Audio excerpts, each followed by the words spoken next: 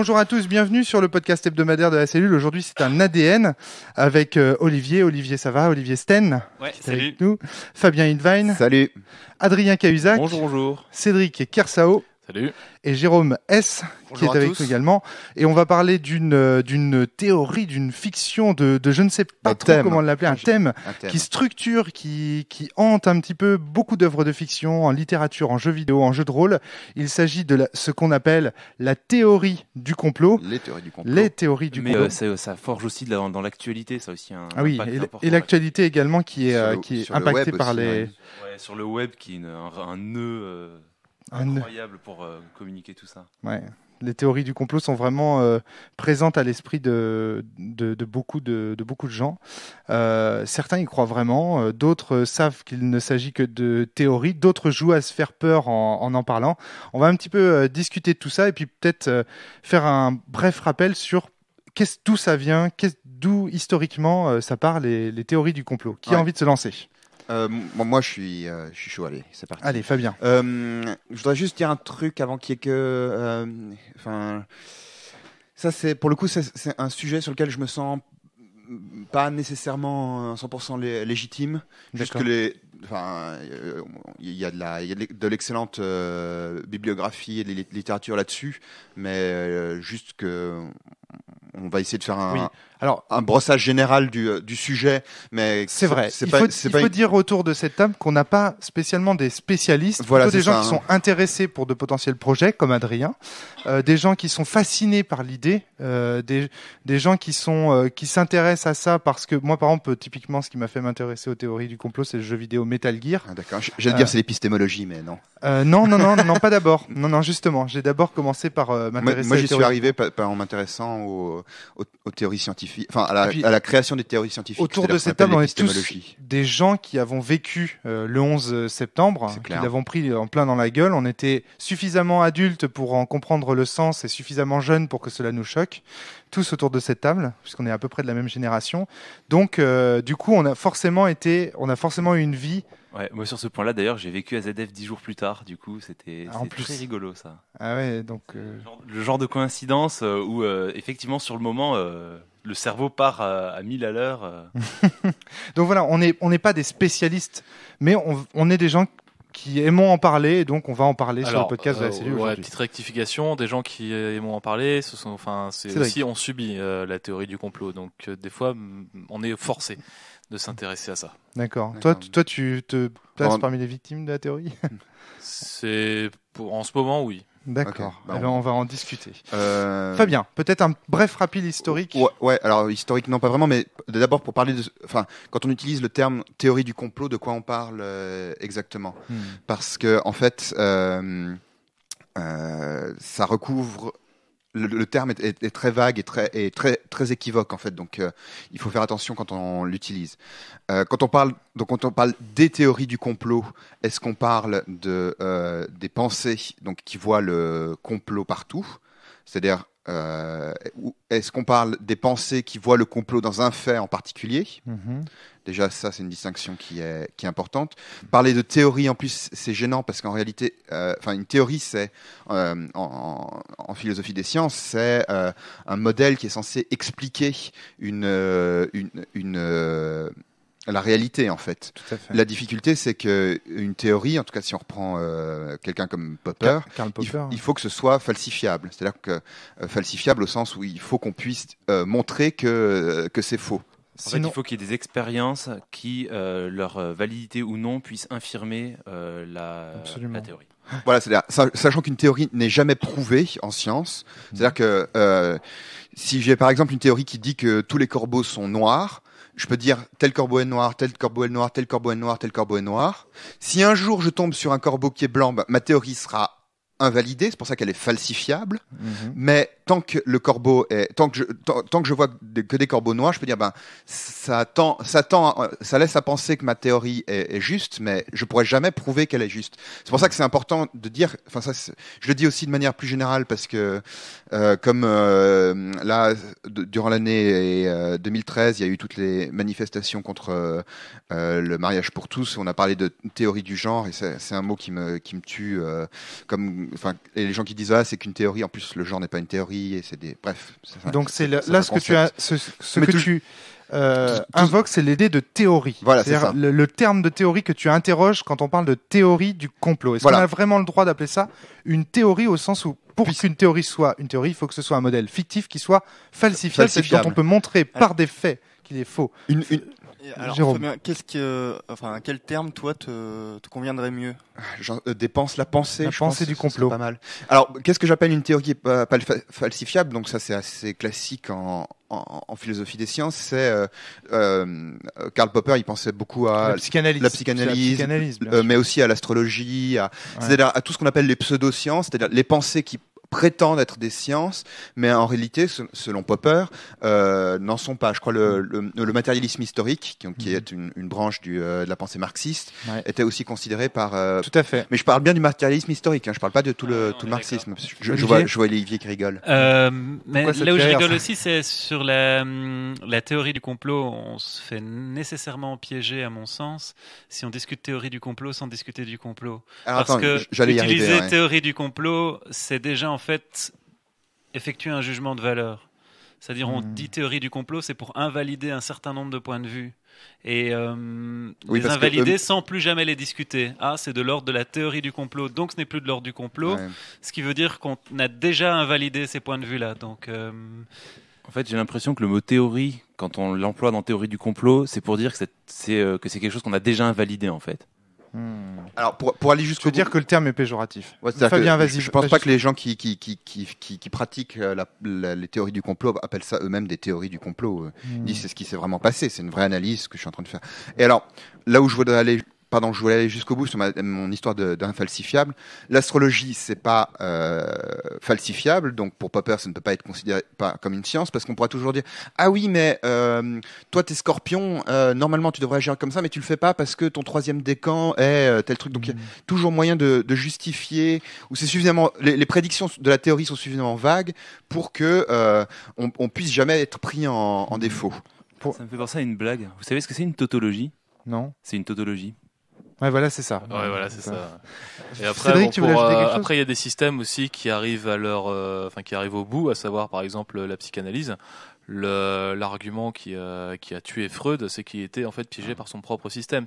Sartre l'avait démontré quand il a voulu démonter Freud, et c'est vrai que l'argument, parce que bon, il a pinaillé sur des petits points, machin. Bon, la psychanalyse, c'est un art clinique. Freud l'avait reconnu, donc c'est pas vraiment une science. Bon, ça, d'accord. Mais surtout, ce qui a tué la psychanalyse freudienne, c'est écoute, mon pote, t'es prisonnier de ton propre système, qui t'a été dicté par ton inconscient, ce qui veut dire que c'est un système qui est non valide, puisqu'il n'est pas fondé. Alors, en fait, il y a plein de points. Donc on fera peut-être un podcast psychanalyse parce que je suis pas tout à fait d'accord. Il y a des systèmes qui se mordent la queue. Non, mais attention, parce que là, moi je te dis, c'est la critique de Sartre qui est effectuée à la psychanalyse freudienne aussi. Après, on va encore dire que le podcast de la cellule est. Étant donné que la psychanalyse était créée par un névrosé. Oui, en gros, c'était l'argument. C'était une attaque à Dominem finalement, de dire à Freud, tu es névrosé, donc tu ne peux pas émettre une théorie. C'est un peu plus que ça, parce que c'est quand même en fait, t'es piégé par ton propre système. En fait, c'est ça le truc. D'accord. Et lui aussi crée des hypothèses ad hoc qui visent systématiquement à pallier aux déficiences du système. Un peu comme quand la Commission européenne nous dit mais c'est parce que vous n'avez pas encore assez libéralisé que vous avez des problèmes. De la même façon, si tu ne comprends pas que la théorie freudienne est bonne, c'est parce que c'est parce que tu es encore en train de trop refouler. C'est ça. Et donc systématiquement, on va te trouver une hypothèse ad hoc qui va venir qui va venir renforcer la thèse là où elle devrait être falsifiée justement. Alors moi je tiens le bon bout, je continue sur cette première partie que je voudrais sur le terme théorie du complot. Ouais. Et après théorie, on parle de théorie. Voilà, c'est donc le terme théorie que tu interroges. Et alors après, ce qu'il faut voir aussi, ça c'est une idée que je tire d'un bouquin de Pierre-André Taguieff qui s'appelle Court traité de complotologie. Enfin, en tout cas, la complotologie, c'est pas mal. En tout cas, il y a beaucoup d'idées que j'évoquerai ici qui viennent de là. Donc, je cite ma source où il dit mais ce qu'il faut bien voir, c'est que les complots, ça existe.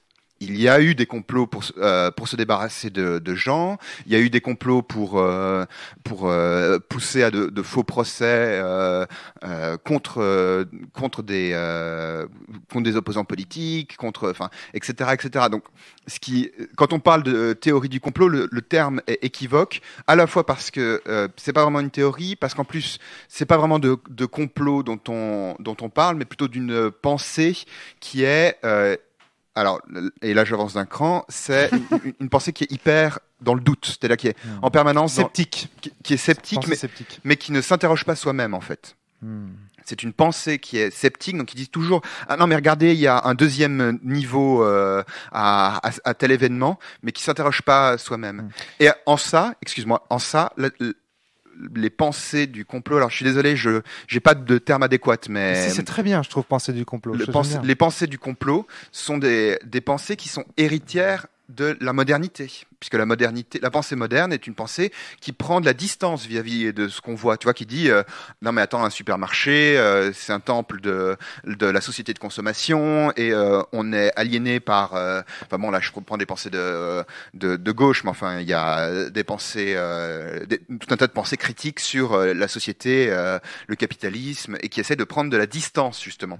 La difficulté, c'est quand cette distance ne s'interroge pas elle-même ou devient totalisante. Juste pour illustrer ton propos, de donner un exemple rapidement, et après je donne la parole à Cédric et à Adrien, c'est que en fait, quand on voit un événement qui vient contredire la théorie du complot, ou la pensée du complot, le penseur du complot va se dire oui, mais cet événement lui-même provient d'un autre complot, etc. C'est-à-dire que il ne trouve jamais d'arguments ou de faits qui contredisent son système. Il arrive toujours à contourner le problème en inventant un autre complot et un autre domaine sceptique. En caricaturant un peu, si je te dis le 11 septembre c'est dû au gouvernement américain et que tu me réponds ben non, regarde tel fait, je te dirais oui, mais en réalité c'est parce que toi tu es manipulé par d'autres faits qui essayent de t'enfermer. Et tu vois en fait c'est la même critique envers la psychanalyse. Dis bah oui, mais en fait si tu ne critiques la psychanalyse, c'est parce que tu y résistes, etc. Ouais, c'est ce que disait Olivier tout à l'heure. Je sais que tu sais, mais c'est pour rappeler le.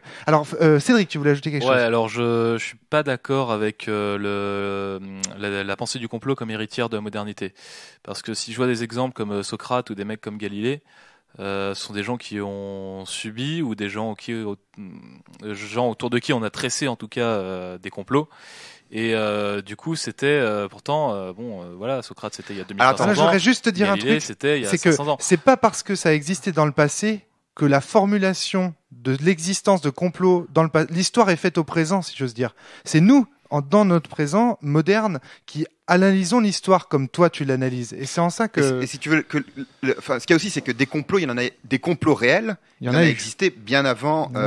Mais la généralisation, l'apparition de penseurs qui vont penser ce que nous on appelle des pensées du complot et qui vont ensuite les répandre et les traiter ensuite. Bon, ça va se répandre un peu partout. C'est un truc qui apparaît avec les Lumières, c'est-à-dire à la fin du. C'est un peu plus vaste que ça, mais enfin, ça s'accélère nettement à la fin du 18e. Ça s'accélère encore une fois à la fin du 19e avec le protocole des sages de Sion. Ça, on pourra en parler. Il faudra en parler. Pour moi, c'est l'origine. La dimension antisémite de certaines théories du complot. Et puis bon, à la fin du 20e siècle, avec Internet, là, c'est l'orgasme. Je sais pas ce que la fin du 21e siècle nous réservera en termes de théorie du complot. C'est peut-être aussi tout simplement la hausse du nombre de complots qui explique l'apparition de théories du complot comme forme de super-pensée où finalement il y a ce scepticisme qui empêche de concevoir une quelconque pensée rationnelle. Adrien puis Jérôme. Moi je pense que cette explosion des théories du complot, ça reste très lié en fait aux méthodes de communication et à la vitesse des communications. C'est-à-dire qu'en fait avec la généralisation de la poste, du train de courrier, avec Internet, etc., ça permet à des gens qui n'avaient pas la parole ou des gens qui attendaient des informations plus tard de moins y réfléchir et d'agir plus dans l'immédiateté. Et cette immédiateté, c'est ça qui rend la folie possible de ces théories. Jérôme, puis Fabien. Tu voulais dire c'est vrai que je suis pas loin de partager l'avis d'Olivier quand il dit que il y a peut-être une multiplication, en tout cas peut-être pas des complots, mais des complots visibles qui se font percer à jour, enfin en tout cas par rapport à une certaine époque où il n'y avait pas autant de liberté de la presse. Je crois qu'à un moment donné, vous deux, vous devrez impérativement citer des exemples. Parce que là, à mon avis... De quoi? Watergate, d'accord. Voilà. Ça, c'est pour toi, c'est un exemple de complot. Voilà. En tout cas, c'est le genre de choses qui font que, dans l'esprit des gens, on se met à dire tous pourris, on nous cache tout. Moi, Fabien. Ce que je voulais dire aussi, c'est par rapport à ce que disait Adrien, c'est vrai que c'est non seulement le fait de pouvoir communiquer, ça permet de recevoir beaucoup plus de pensées du complot, mais aussi parce qu'on a accès à beaucoup plus d'événements extraordinaires dans le monde. Voilà. Et ça, c'est un point qui est un peu important. En fait, je dis un peu important. Je disais, non, c'est marrant parce que je disais avant le podcast, je me sens pas du tout légitime, mais qu'est-ce que je parle Bon, enfin, je suis désolé, les auditeurs me connaissent. Oui. J'espère qu'ils m'en voudront pas. On sait aussi que tu parleras moins à la fin du podcast parce que tu seras un peu fatigué. J'espère que vous m'en voudrez pas trop aussi. Je vais répondre à la demande d'exemple. Hein. Ouais. C'est important, je pense. Oui, pour les auditeurs. La situation en Turquie actuellement avec le réseau Ergenekon qui a été démantelé, qui représentait en fait une immense partie de l'armée, une immense partie du gouvernement et qui formait en fait un complot d'extrême droite. Les cellules Gladio à travers toute l'Europe, alors là je vais peut-être pas entrer dans le détail, ceux qui voudront pourront se renseigner sur Internet, ils sont déjà sur Internet d'ailleurs, donc ce sera facile pour eux, mais là c'est... chaque pays a eu sa forme de stratégie de l'attention qui a été établie pendant une certaine période. Il faudrait vraiment que tu m'éclaires là sur les cellules. Donc, c'est quoi la stratégie de l'attention ? La stratégie de l'attention, c'est un phénomène qui maintenant est fort documenté. Donc ça, je vais de vous inviter à se référer à ce qu'on retrouvera sur Internet, Wikipédia et le reste, qui consistait dans les pays d'Europe où l'URSS, où des idées rouges pouvaient se répandre, à créer délibérément des tensions en termes d'insécurité pour obtenir, on va dire, un vote à droite ou un renforcement de la structure sécuritaire du système. Et donc, on parle de choses très concrètes. Hein. On parle en Belgique des planques d'armes avec aussi... pour la plupart des analystes sérieux, à mon sens, un lien avec les tueurs du Brabant, donc ces types qui débarquaient dans des supermarchés et tuaient les gens vraiment pour des sommes misérables. Ils tuaient les gens en tirant avec des armes de pointe, en étant très très armés. Et bon, maintenant, il y a des analyses de plus en plus sérieuses, entre autres faites par des journalistes français qui sont venus en Belgique pour suivre l'enquête et pour s'apercevoir qu'il y avait un lien manifeste avec ces cellules Gladio. Les années de plomb en Italie, toujours les cellules Gladio.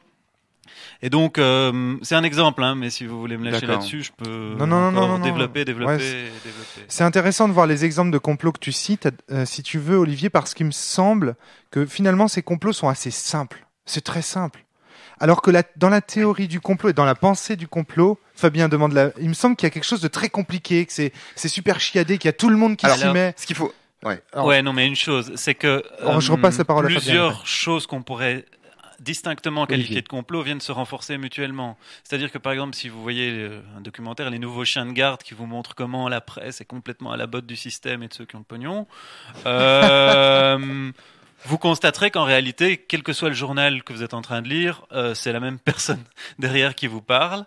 Et je pense que ça aussi, ça renforce cette impression de complot, parce que quand vous commencez à approfondir par le biais d'une analyse sérieuse pourquoi finalement vous avez du mal à faire confiance à la presse traditionnelle, et si cette presse traditionnelle, après, elle n'est pas capable de vous parler de ce qui se passe vraiment en lien avec les cellules Gladio et ainsi de suite, vous finissez par mettre les deux événements en relation. Et pour moi, ils sont structurellement en relation, mais pas personnellement en relation. Il n'y a pas un individu qui passe de l'un à l'autre. C'est vachement important ce que dit Olivier. C'est super intéressant. Ouais. C'est-à-dire qu'en fait, c'est pas une personne qui dirige le complot, c'est une structure finalement qui engendre. Ouais, alors. Attends. J'espère bien. Moi, j'ai tellement de trucs à dire. Il est à fond, là. Non.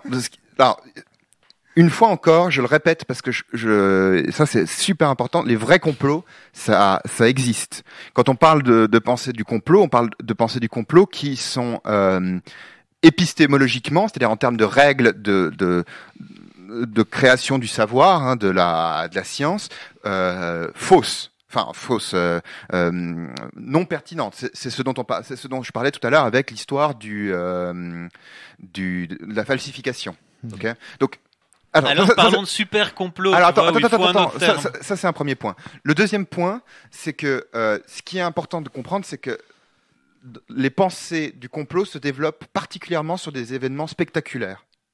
Sur des événements qui sont extrêmement visibles, qui sont particulièrement peu probables, mais qui arrive quand même, c'est-à-dire que personne n'avait prévu, mais qui arrive quand même. Se finir. Et donc- On laisse Fabien finir. Donc Après, je- ce sera la parole d'Adrien qui n'a pas l'air d'accord. Je donne. Attends, je voudrais aller jusqu'au Ouais, bout. ouais, Je vais donner justement. des exemples. Le 11 septembre, l'assassinat de Kennedy, le fait d'avoir marché sur la Lune. Tout ça, c'est des événements qui sont particulièrement spectaculaires. Marcher sur la Lune, on pouvait le. Et attends, j'aimerais aller jusqu'au bout. Et alors, là, je parle en tant que sociologue. C'est important de comprendre que ces pensées sont, comment dire, une espèce en tout cas, ça s'intéresse à des phénomènes ou des changements sociétaux auxquels la sociologie s'intéresse également. Et donc, en tant que sociologue, il y a une envie de dire non, de défendre sa position épistémologique et de dire, moi, je m'intéresse à des phénomènes, mais je m'intéresse d'une manière que je pense être plus pertinente. Et par ailleurs, la sociologie, justement, s'intéresse à des phénomènes qui sont moins visibles ou beaucoup plus en profondeur. Tu veux dire que finalement, ce que je veux la dire- théorie du complot, est-ce que c'est pas quelque chose créé par notre société du média et du spectacle? C'est ça que tu veux dire? Alors, je ne sais pas. Ah, Mais en tout cas, un truc qui, à mon avis, disqualifie les pensées du complot, c'est de ne pas s'intéresser à des changements de profondeur, comme l'apparition de la société de consommation, comme mais de toujours être des pensées qui s'articulent autour d'événements très très spectaculaires. Et ça, quand on est critique par rapport à soi, Adrien, ça puis pose Cédric. problème. Moi, je suis pas trop d'accord sur le fait que ce soit lié que au spectaculaire. Alors, effectivement, les cas spectaculaires, c'est spectaculaire, les théories du complot qu'il y a derrière, hein, ça c'est évident. Mais il y a d'autres événements, type les récentes affaires aux États-Unis sur plusieurs morts par massacre en public. Il y a toute la Au cours du sphère marathon, là, le marathon et autres, il y a toute la sphère républicaine où est apparue une théorie du complot sur le fait que Obama allait utiliser ces événements pour désarmer les Américains. c'est spectaculaire, Et- ça, Adrien. alors ça, c'est spectaculaire. c'est spectaculaire. Il faut un marathon Non. avec une bombe qui explose. C'est spectaculaire. Oui, mais en fait, le problème, c'est que cette théorie, elle existait déjà. C'est pas ces événements la refont surgir un petit peu, mais ils sont là à l'envers depuis super longtemps. Oui, mais ils se centrent et ils naissent autour d'un événement Il y a, spectaculaire. alors un autre exemple. Alors que là, j'ai plus le détail exact, mais je sais qu'il y avait une théorie à une époque sur le fait que les États-Unis et le Mexique voulaient créer un système complètement libéral en créant l'Americano Pesos ou un truc comme ça. D'accord. Enfin, et que c'est un truc qui est basé sur absolument rien du tout. Il y a rien de spectaculaire derrière. C'était des délires sur de la finance en fait. Alors après, peut-être que c'est lié à un événement spectaculaire, mais je pense pas que ce soit forcément des événements spectaculaires qui créent un complot. En fait, je pense qu'à la base des théories du complot, C'est quand même il y a une peur des groupes qui détiennent des pouvoirs. Alors, on pourra parler de la base des théories du Ouais. complot. Et que du parce coup, les- c'est ouais, voilà, bon voilà. Cédric, tu Donc, voulais je pense pas que le complot soit nécessairement lié aux événements spectaculaires. C'est plus facile d'instaurer un complot, en effet, quand c'est spectaculaire. Mais il faut savoir que les complots, alors attention, je suis pas un théoricien du complot, alors ce qu'on appelle chez nous les conspirationnistes. Ah oui, tiens. Je suis pas dans cette voie-là, loin de là. Hein. Mais au contraire. Mais on est forcé d'admettre que des complots existent à plus basse échelle, largement plus basse échelle. Je vais prendre un exemple tout con, mais en ce moment, bon, la France a envie de stigmatiser la population rome. Que va faire le Pékin du coin qui est un peu raciste, un peu con? Il va aller, je sais pas, moi, il va aller briser la fenêtre de son voisin.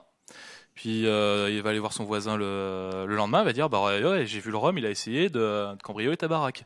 Que va faire le voisin? Il va mettre des affichettes, donc véridique, hein, Villeneuve d'Ascq, voilà, vous pourrez voir, il y a des jolies affiches avec 2 Roms soi-disant qui rôdaient dans le coin. Ça, c'est un Et le exemple complot, boum, très proche tourne. de celui qu'Olivier Mais donnait ça, tout à l'heure. Ça, c'est un complot. C'est un complot. La différence entre ce dont c'est que ce n'est pas c'est vraiment un complot. C'est-à-dire, il y a quelqu'un qui essaye de faire porter le chapeau pour nuire à une population qui est la population rome. Donc ça, c'est un vrai complot. C'est pas une pensée. Justement, c'est pour ça que je voulais faire cette mise au point au début, parce que les pensées du complot sont des pensées. Alors, évidemment, je peux pas dire que c'est des pensées qui s'appuient sur rien. Fabien. Parce que ce serait les disqualifier immédiatement et donc ce serait tomber dans le piège que je dénonce. Mais en revanche, c'est des pensées qui ne respectent pas les règles de création du savoir, qui ont été posées par tout un tas de philosophes comme. Ce sont des règles qui Popper, s'appuient sur le Bachelard. mensonge. Un complot s'appuie nécessairement sur le mensonge.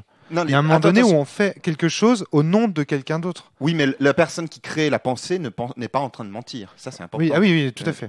Le problème, Olivier. moi je voudrais quand même alors qu'on se laisse pas emprisonner dans le terme parce que allez, je vais qualifier ça de zone grise. Il y a quelque chose comme une zone grise entre la théorie du complot, en ce que j'appellerais le super complot, avec le type qui imagine systématiquement qu'on pourrait aussi appeler la paranoïa, du type qui s'imagine qu'il y a des satellites qui sont en train de le suivre à chaque instant, que sa vie est au centre. Là, c'est le paranoïaque. Et puis, il y a le complot qui finit par être établi. Et puis, il y a une pensée sceptique qui mais je suis remarque qu'on s'est fait très souvent rouler en tant que population par les élites au pouvoir et qui finit par douter assez systématiquement des médias et du reste. Je suis parfaitement Et ceux-là se retrouvent souvent disqualifiés par l'usage du terme théorie du complot, alors qu'il y a souvent un fondement. Et théorie du complot, pour moi, ça fait partie de ces termes, et j'y reviendrai sans doute dans un autre podcast, mais il y a des termes pour moi qui sont des termes qui aident à penser, et il y a des termes qui t'empêchent de penser. Et théorie du complot, c'est le truc que tu dis pour disqualifier, pour cesser de penser plus loin. Je suis tout à fait d'accord avec toi. C'est-à-dire que l'analyse de la pensée du complot, ça invite à être critique sur notre propre posture critique. C'est-à-dire non pas à abandonner toute pensée critique, mais à exiger que toute pensée critique puisse s'appuyer sur des faits, puisse être falsifiable, enfin soit critique à un niveau plus vaste, comme ce que je disais tout à l'heure sur les événements spectaculaires. Mais je suis d'accord qu'il y a une zone de gris, et c'est bien pour ça que c'est dangereux. Pour n'importe quel penseur qui essaye d'être critique de la société contemporaine, il y a un risque de basculer dans une pensée qui ne s'arrête plus, quoi, qui n'arrive plus à se penser soi-même. Qui est prisonnier de son propre scepticisme. C'est ça, qui est prisonnier de son propre scepticisme. Cédric, tu voulais ajouter quelque chose? Déficit de conscience. Alors, en fait, ça tombe bien qu'on ait cité Popper au départ, parce que si Popper a démontré quelque chose, c'est que rien n'est vrai dans l'absolu. Alors après, on pourra me dire, si, il a démontré que rien n'est vrai dans l'absolu, donc ça c'est vrai, donc c'est le paradoxe du menteur. Oui. Mais voilà, techniquement, il a démontré il a démontré que rien n'est vrai dans l'absolu. Et donc je reviens à mon exemple de Villeneuve d'Ascq. En fait, ceux qui sont le complot en question qui a eu lieu, qui a été vérifié, voilà, mais par l'expérience de certaines personnes, en fait, ceux qui ont comploté, ce sont nous, c'est-à-dire les gens qui ont dénoncé ce complot. Donc en fait, les gens, on s'est vu taxer de conspirationnistes parce qu'on se dit mais non, vous êtes complètement fous, jamais des voisins feraient ça. Donc il s'est révélé que si. Ah oui, d'accord. Et du coup, on est passé, on va dire, dans le mauvais camp. Pourquoi ? Parce que en fait, tout est falsifiable. Que ce soit, en fait, tout le monde a un côté un peu sceptique.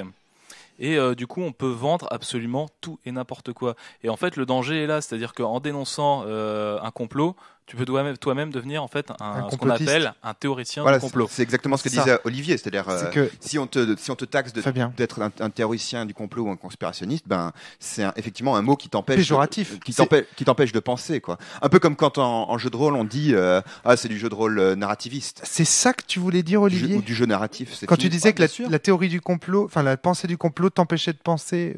Non, c'est le terme. C'est ça. Entre autres, oui. Le terme. En fait, c'est que qualifier quelqu'un de théoricienniste du complot, ça le discrédite.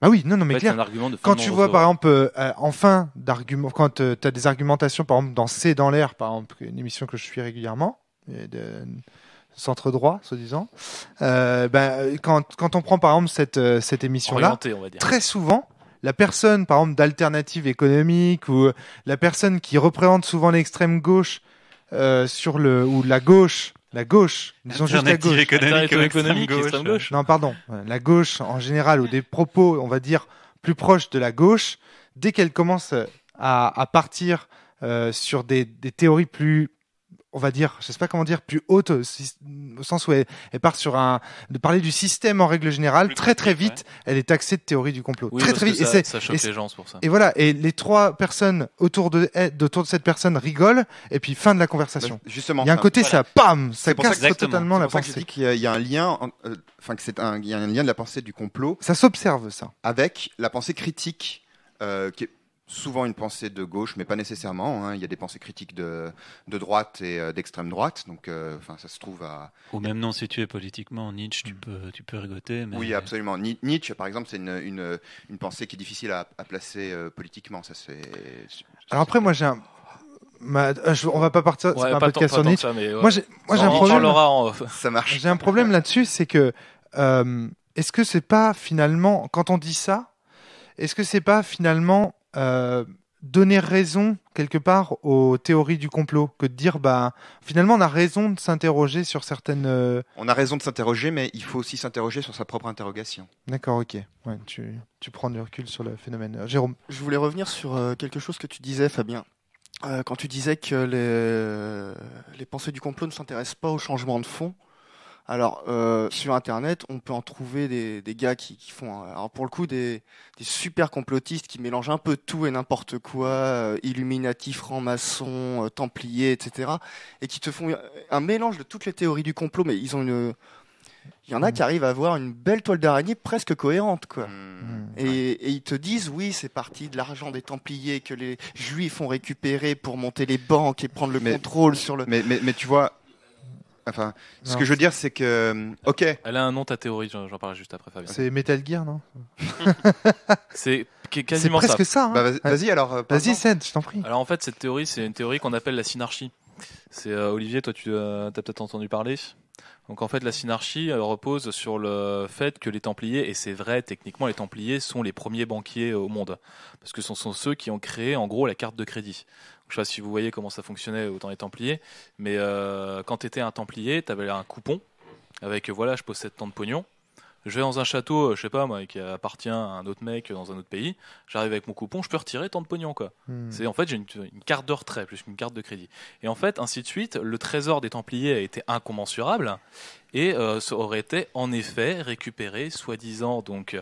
Je vais pas dire juif, je vais dire ce qu'on appelle sionistes, comme ça les gens ont bien ça en tête. Il faut bien distinguer les deux, je pense. Donc par les sionistes. Ensuite, c'est les sionistes auraient donc fait fructifier tout ça. Et aurait par la suite mêlé d'autres personnes.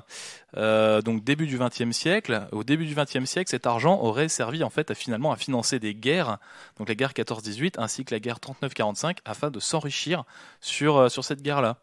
Et ainsi, là à l'heure actuelle, ce sont les banques qui dominent le monde, avec à la tête de ces banques les méchants juifs aux nez crochus. Donc je dis volontairement. Ça c'est vrai qu'on trouve des traces de ça dans Metal Gear. Ça c'est le principe de synarchie. Alors attention, il n'y a pas d'anti-sionisme chez Metal Gear. C'est la différence. Ouais, c'est vrai. Mais ce que je veux dire, c'est qu'il y a toujours cette histoire d'argent qui transite entre des grandes puissances. Oui. Après, je passe la parole à Fabien. Et l'idée de Metal Gear 3 est très intéressante. Oui, non, mais tout à fait. Mais c'est une fiction. Et c'est pour ça que c'est cohérent. Alors, c'est pour ça que c'est cohérent. Il y a trois trucs dont je voudrais parler. Déjà, répondre à Jérôme, parler de l'antisémitisme, qui est quand même une protocole des sages de Sion, on peut peut-être en parler à l'occasion. Oui, on va en parler. Il faut en parler. J'en parle. Je pense que c'est important d'en parler. Et après, les questions de fiction et de jeux de rôle, ça aussi c'est important. Il faudrait aussi qu'on reparle des questions de base de la théorie du complot. Donc, pour répondre à ta question, ce qu'il faut voir, c'est que je continue à défendre mon bout de gras et mon point de vue sur l'idée que les pensées du complot naissent au départ sur des phénomènes spectaculaires. Les Templiers, par exemple, c'est un phénomène spectaculaire dans le sens où, il y a un roi, donc Philippe le Bel. Alors, je dis ça au XIVe siècle, mais j'espère qu'il n'y a pas d'historien qui m'écoute. XIVe, merci. Parce que ma maman est historienne, donc elle me lisait ça quand j'étais gamin. Il y a un roman là-dessus, je ne sais plus comment ça s'appelle, Les Rois Maudits. Bref, Philippe le Bel qui fait arrêter, blam, en masse tous les chefs, les leaders de l'organisation la plus puissante du monde européen de l'époque, et qui fait brûler, je crois, les trois commandeurs, il me semble. Donc, un truc incroyable, quoi. Les mecs les plus puissants du monde qui se font abattre en quelques jours, quelques semaines. Et ensuite, donc, un autre événement qui est, voilà, le fait que un autre événement spectaculaire, qui était les guerres, les deux guerres mondiales, qui ont été la création de l'État d'Israël, donc des choses comme ça qui ont alimenté. Et ensuite, alors, je te dis pas que ils traitent, mais je sais bien c'est quand même des gens qui sont intelligents. Et ensuite, ils ont rempli, si tu veux, les événements entre les deux pour expliquer pourquoi tel événement spectaculaire avait. On peut débattre là-dessus. Je suis d'accord, mais disons que ce que je veux dire, c'est que je défends quand même mon bout de gras sur l'idée que c'est surtout des événements spectaculaires et qu'à mon avis, c'est un point sur lequel on peut critiquer les pensées du complot. Olivier, tu voulais dire quelque chose ? Par rapport à ça, forcément, on parle plus de ce qui est spectaculaire. Donc, celui qui est tenant d'une théorie du complot quelconque va te dire que on parle forcément plus d'événements spectaculaires. Donc, c'est dans ces cadres-là qu'on parle plus de complots liés. Pas dans la science. En sociologie, on parle pas des trucs les plus spectaculaires. Moi, ma thèse traite pas nécessairement, enfin, traite plutôt de trucs spectaculaires. Donc, c'est pas exactement ça. Mais s'il y a des gens qui font de la mécanique des fluides autour de notre table, c'est pas nécessairement des trucs spectaculaires. Non, effectivement. Et donc, c'est quoi ? On pourrait imaginer qu'il y a des complots à plein d'échelles de la société, mais que comme on parle plus de tout ce qui est spectaculaire, on parle aussi plus des complots qui sont liés à des événements spectaculaires. Oui, mais il me semble que dans la théorie du complot, comme Olivier aussi. Moi, il me semble que dans la théorie du complot telle que, en tout cas, moi, je l'avais imaginé quand je vous ai invité à parler sur ce podcast, c'était plutôt cette théorie totalisante, quoi, qui. Oui, c'est ça. C'est pas le petit complot le super isolé. complot qui résume. Oui, alors dans lequel tout le monde participe. Voilà, c'est ça. Moi, c'était le fameux truc là dont parlait Cédric là. Donc la synarchie, par exemple. Sachant que c'est pas la seule, et c'est comment dire. Bon, alors, je vais poser des bases, à savoir que moi, je suis un sceptique. Dans l'âme. Donc je ne vais jamais fermer une porte à 100%. Donc je pourrais accorder 1% de crédit à la synarchie et je pourrais accorder 0,00001% en disant que oui, les sionistes gouvernent le monde, machin. Mais parce que je me ferme jamais totalement à... Je suis parfaitement d'accord avec toi, avec cette oui, non, mais c'était pas, voilà, ça te visait pas, c'était juste proposer les bases pour que les auditeurs comprennent bien. Néanmoins, la synarchie n'est pas la seule, hein. Oui, les théories du complot. On parlera, parce que là, on parle sujet sérieux, mais attention, on peut se marrer et parler des reptiliens après. Hein. Vous allez voir, ça va être nettement plus drôle. Il y a des rapports du département d'État là-dessus. Du département d'État américain fait des rapports là-dessus, ce qui peut être intéressant pour des rôlistes en manque d'idées ou des meneurs de jeu qui voudraient creuser là-dedans. Il y a des rapports du département d'État avec entre autres cette histoire comme quoi on préparerait une grande crise pour que l'ONU prenne le contrôle du monde et qu'on enlèverait leurs armes aux Américains, mon Dieu. Je voudrais parler de l'antisémitisme dans les théories du complot, parce qu'à mon avis, c'est important. Oui. Ouais, moi, je veux bien qu'on fasse un petit détour par les reptiliens, après ça m'amuse. Et les hommes taupes aussi. Il faudra qu'on parle des hommes taupes, non, mais des trucs, pour le coup, beaucoup plus graves. Plus graves. Donc, le protocole des sages de Sion, c'est un texte qui émerge, il me semble, en 1917, qui en fait est lui-même la réutilisation d'un texte qui avait été. Alors, c'est. Attends, il me semble que je sais que c'est un texte fictif où Montesquieu discute avec je ne sais plus qui. Oui, et en fait c'est un texte anti-Napoléon III, donc écrit par un Français, mais qui au départ est un texte, un pamphlet politique, quoi, comme on pourrait écrire un truc contre Sarkozy ou Hollande à l'heure actuelle. Et en fait, ça a été réutilisé par. C'est la police tsarine, il me semble, qui l'a réutilisé pour discréditer, mais je ne sais plus qui exactement. Enfin, je ne sais pas comment c'est né. Il y a un excellent livre BD, enfin, je sais pas trop comment dire, de Will Eisner sur le protocole des sages de Sion qui est assez facile à lire. Donc, si ça vous intéresse, allez voir ça. Et le protocole des sages de Sion, grosso modo, c'est un texte qui prétend avoir été volé aux sages juifs qui domineraient le monde, et dans lequel ils disent comment instaurer progressivement une oligarchie mondiale. C'est ça, la domination mondiale par donc un texte qui est éminemment antisémite. Et ce qui est terrible avec ce texte, c'est qu'il a empoisonné tout le XXe siècle. Il a empoisonné. Il empoisonne. Il empoisonne absolument. Le XXIe siècle. Churchill l'avait cité, lui avait donné du crédit. Le Times lui avait accordé un article très très long. Ouais, absolument. Avant la et ensuite ils ont démenti la deuxième guerre mondiale. Ça a été repris dans Mein Kampf. C'est à la base de Mein Kampf, donc le livre sur le combat politique d'Adolf Hitler. C'est un texte qui continue à circuler amplement chez tout un tas de dans la communauté, dans la communauté arabe en règle générale, et dans les pays au-delà de la Méditerranée, en Afrique du Nord, il y a encore énormément de gens qui croient que les protocoles du sage de Sion sont un texte établi. Il y a même des séries qui passent, notamment sur Al Jazeera, des séries qui sont inspirées des séries télévisées comme Friends, sauf que c'est inspiré du protocole des sages de Sion, c'est-à-dire qu'on voit les sages de Sion discuter ensemble de l'élaboration de leur plan. Jérôme, donc moi j'ai une anecdote à raconter, pas par rapport au protocole des sages de Sion, mais par rapport au côté antisémite et dans le fait que c'est vraiment présent. Enfin bon, moi donc comme tu le disais, je vis à Poitiers. À Poitiers, il y a eu il y a quelques mois une histoire de mosquée qui a été inaugurée, qui s'est fait occuper par des jeunes d'extrême droite. Alors, pour les citer, c'est Génération Identitaire. Oui, voilà, exactement. Une salangeance, quoi. Oui, voilà. Il n'y a pas d'autres mots, je crois. Bref. Donc, un jour, je tombe sur un petit jeune qui vit juste à côté de chez moi, enfin, un voisin, quoi, d'origine du Moyen-Orient, 17 ans, super cool, quoi. Et il me dit, t'as vu l'histoire et tout? Il paraît que c'est pas des faf, il paraît que c'est des juifs. Ouais, d'accord. Ah ouais, voilà. Petit événement. Merci Jérôme pour l'anecdote. J'avoue que j'aime beaucoup, je trouve ça très savoureux. Ben voilà, c'est ça.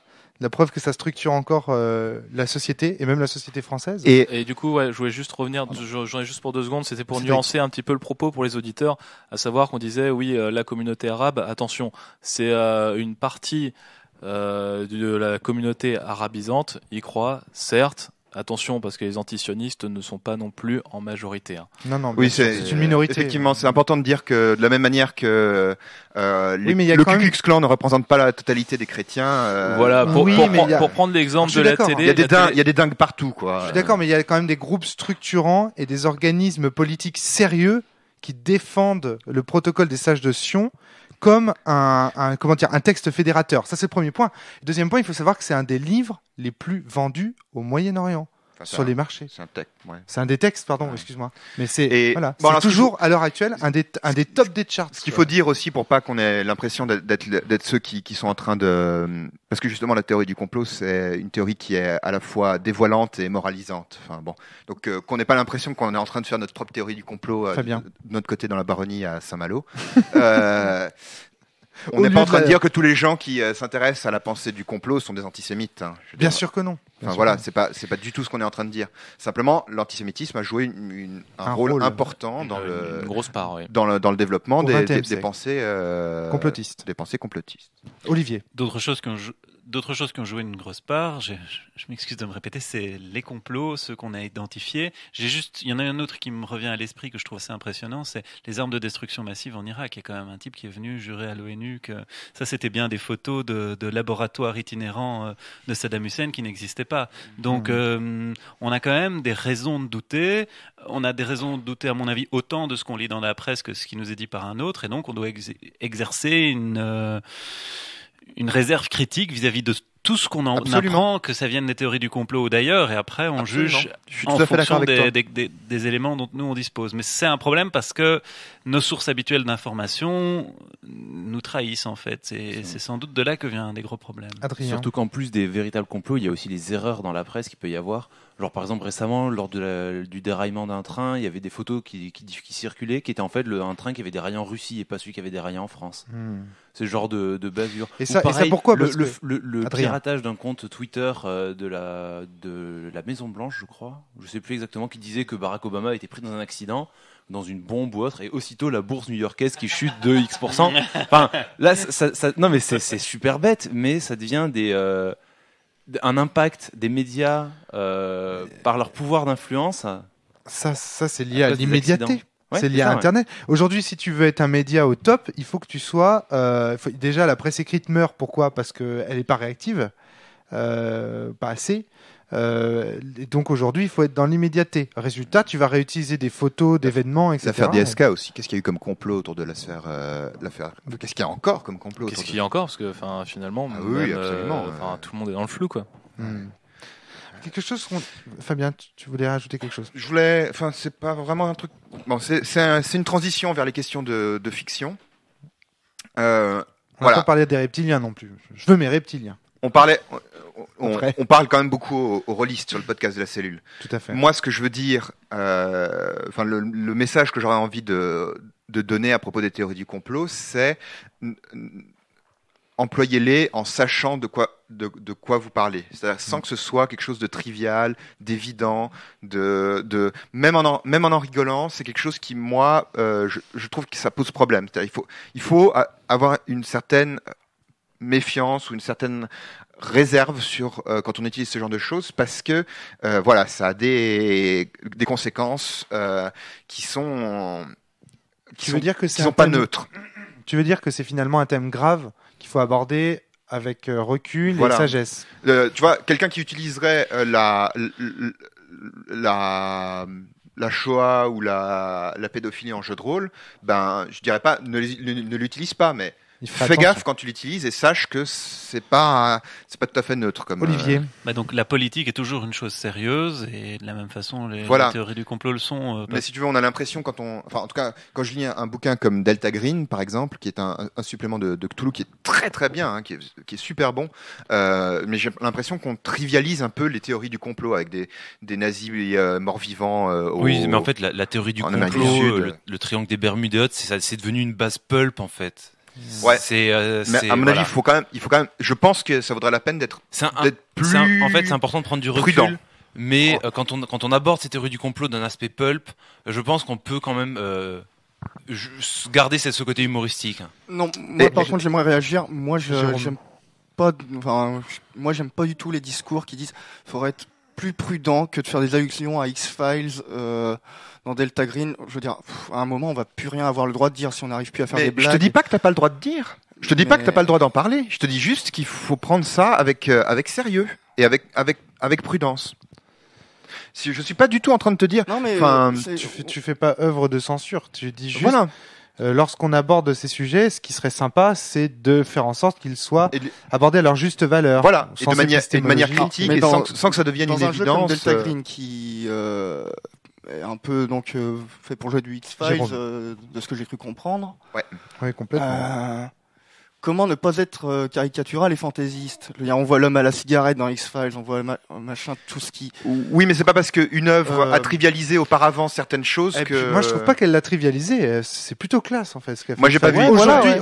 Aujourd'hui, c'est trivial parce que c'est devenu un peu une culture commune. Mais c'est comme aujourd'hui, ce serait comme dire que Tolkien a été trivialisé. Tolkien a été trivialisé. Oui. Mais ce que je veux dire, c'est qu'à l'époque, ça restait super classe. Enfin, X-Files, ça a foutu une claque à tout le monde, quoi. Enfin, moi, je sais pas ce que vous en avez. Moi, je comprends pas du tout cet appel alarmiste. C'est pas un appel alarmiste. Attends, laisse-moi terminer. Je comprends pas du tout pourquoi on aurait spécifiquement peur des théories du complot. J'aurais bien plus peur d'un manque de pensée critique à notre époque. Oui, mais voilà, c'est exactement ce que vient de dire Fabien. Vis-à-vis des canaux de communication les plus importants que de théoriciens du complot qui théoriseront généralement juste dans leur coin avec leurs propres potes. Oui, mais sauf que ça se répand à travers des fictions, notamment le jeu de rôle. Et que, ce que je suis en train de te dire, c'est qu'il faut avoir un recul critique vis-à-vis de ces théories du complot qu'on a tendance à reprendre, alors que elles sont pas neutres, si tu veux. On parle d'antisémitisme, mais il y a plein d'autres cibles possibles théories du complot, qu'elles soient de droite ou d'extrême droite ou d'extrême gauche. Tu vois ce que je veux dire? Alors, il y a un autre truc que je voudrais dire. On parlait de trucs pulp tout à l'heure. Des choses comme le Yeti. Qu'est-ce que tu fais? Attends. Le Migou, des trucs comme ça. C'est de la pseudoscience, effectivement, mais on ne peut pas en parler. C'est des pseudosciences. De Loch Ness. C'est ce qu'on appelle de la cryptozoologie. Et enfin, ça, on pourrait faire un podcast sur la cryptozoologie. Ah oui, il y a des choses à sur les dire. pseudosciences de manière générale. Oui. Mais on peut pas dire que ce soit exactement de la théorie du complot. C'est juste pour dire que dans le pulp, il y a plus que de la théorie du. Oui, il y a du plus, bien complot. sûr. Mais moi, je pensais par exemple à la Terre creuse ou ce genre de choses qui arrivent souvent dans les. Mais ça, pulp aussi. ouais, mais la Terre creuse, c'est plus de la, je sais pas, cryptogéologie, quoi. Ou... Ça c'est apparaît, pas vraiment une- ça apparaît aussi dans des théories du complot. Hein. D'accord, ok. D'accord. Et de façon vraiment centrale. Hein. Bon, tu vois, alors là aussi que les théories du complot reprennent des idées d'autres pseudosciences, ça invite à être critique vis-à-vis de ces pensées-là, Cédric. quoi. Cédric. Il y a et notamment au centre de certaines théories du complot, il y a en effet l'image, la pensée qu'il y a des extraterrestres au centre de la Terre. Donc on l'a vu très récemment avec Pacific Rim. Que je vous conseille absolument pas. Je ne m'étalerai pas dessus, mais je pensais notamment à Wells dans La Guerre des Mondes. Oui. Voilà, et c'est, comment dire, là on est dans le pur fictif, mais c'est vrai que c'est une idée qui a été reprise, comme quoi il y aura des formes vivantes, extraterrestres ou non, qui n'attendent en fait qu'un moment clé pour se réveiller, envahir la Terre et nous exterminer, quoi. Quand tu parles de la guerre des mondes, tu parles de son émission de radio où il a fait croire à tout le monde que. Non, H.G. Wells a écrit qu'il y a- un livre et ensuite Orson Orson Welles Welles. Ouais, c'est ça, j'ai l'a du lu mal à avec ça. la Je connais pas tout ce qui est- l'a lu à la radio et puis ça a créé un. D'accord, Alors, voilà, c'est ça l'histoire. Parce que je confonds toujours les deux. Olivier, tu veux réagir depuis longtemps? Oui, en fait, maintenant qu'on en est à ce point-ci, je pense que la question qu'il faut se poser, c'est finalement qu'est-ce qui est à l'origine de ces super complots, pour se demander finalement comment y répondre intelligemment. Les bases de la théorie. Mon sentiment, c'est que on est de plus en plus confronté à des complots qu'on identifie et qu'on reconnaît, ce qui crée un grand scepticisme. Mais en même temps, il y a dans la population un gigantesque sentiment d'impuissance, et que quand les deux se rencontrent, on se crée une figure, on crée une tête à l'hydre qu'on puisse décapiter, de manière à se donner du pouvoir sur une situation qu'on ne maîtrise pas. Et là aussi, j'ai beaucoup d'exemples. Je pense que le 11 septembre en est un. C'est l'idée que les États-Unis sont à ce point inattaquables, incritiquables, qu'il est à ce point impossible que quoi que ce soit vienne ébranler leur superpuissance, que quand il y a effectivement un attentat qui crée une véritable catastrophe pour les États-Unis, on ne puisse pas imaginer que ce ne soit pas eux qui l'aient voulu. On leur prête une telle superpuissance qu'on n'est pas prêt à envisager que ça n'émane pas d'eux. Et mon autre exemple, alors c'est là que c'est compliqué, c'est les policiers dans les manifestations. C'est un thème qui revient très très fort, que je me suis aperçu qu'il revenait beaucoup dans la presse. Les policiers qui s'infiltrent dans la manif. C'est à la fois une réalité, puisqu'on en a identifié qui le faisaient, Et qui jouerait les casseurs, c'est ça? et qui joueraient les casseurs. C'est à la fois vrai et c'est aussi parfois faux. Et je pense que dans la mesure où c'est faux, c'est parce que ça l'est pas toujours, mais il y a des cas où c'est faux. En tout cas, j'ai connu des cas où c'était faux et où c'était beaucoup raconté dans la manifestation alors que je savais que c'était faux. C'est aussi cette idée que finalement l'État est à ce point tout puissant que celui qui fera usage d'un pavé contre une banque n'est nécessairement pas un citoyen, parce qu'il serait aussitôt maîtrisé, appréhendé, neutralisé totalement. Mais s'il ose faire usage de cette violence, c'est qu'il participe de l'État lui aussi, parce qu'on est impuissant. C'est extrêmement intéressant ce que tu veux dis dire, là, les Olivier. théories du complot émergent parce qu'on imagine des superpuissances, en fait. En fait, on a un sentiment d'impuissance. En fait, c'est toujours le fait qu'il y ait des groupes de pouvoir, que ce soit un prince, un roi, Adrien. des banquiers ou autres. Et quand toi, tu es en bas de l'échelle, c'est un moyen pour toi d'envisager, de rationaliser tout ça et d'essayer de te faire ta place quelque part. Alors, là, moi, Je trouve ça super intéressant parce que si on faisait une espèce de théorie du méta-complot, on pourrait imaginer que ces théories-là du complot sont une manière de dire que, enfin, de laisser penser que la seule violence légitime, existante, c'est celle de l'État. Donc que la théorie du complot elle-même serait un élément d'un complot pour. Oui, je vois ce que tu veux dire. Pour asseoir la puissance et la domination de l'État. J'avais un autre. Cédric. Ouais, alors oui, si on va dans le méta-complot, c'est tout à fait possible d'envisager ça. Alors je voulais juste revenir très rapidement sur les flics déguisés en casseurs pour éviter les idées reçues. Ça arrive très très souvent. Hein. Donc Cédric est un militant. Voilà, c'est vrai que c'est très fatigant de voir la BAC, la brigade anticriminalité, parce que ce sont les pires, voilà, qui enlèvent leur costume entre guillemets de manifestants et qui ont brisé trois vitrines et qui se sont barrés. Ça arrive très fréquemment, photos à l'appui, on voit aussi les CRS fracasser des vitrines, enfin, c'est, voilà. Mais alors attention, ça arrive bien sûr, des fois, c'est de l'intox. Ça, je suis bien d'accord. Mais voilà, c'est pas parce que des fois c'est de l'intox que des fois c'est pas vrai, et vice versa. Mais bon, ça, c'était juste pour la précision. C'est ce que disait Olivier. Mais je préfère, voilà, c'est encore une fois expérience personnelle pour appuyer ce que disait Olivier. J'ai une expérience personnelle aussi qui va tout à fait dans le même sens, donc je peux confirmer que c'est une réalité que ça arrive, mais c'est aussi le cas que dans certaines manifestations, certains membres de la manifestation refusent d'assumer le fait qu'il puisse y avoir parmi les manifestants des gens qui aient décidé que la banque, il valait mieux qu'elle soit plus là. Oui, donc entièrement d'accord aussi. C'est marrant parce que moi, en fait, en t'écoutant, Olivier, j'avais envie de dire, enfin, en préparant le podcast, j'avais envie de dire strictement l'inverse. C'est que, contrairement, je pense que les théories du complot sont pensées par des gens qui se sentent super puissants, justement.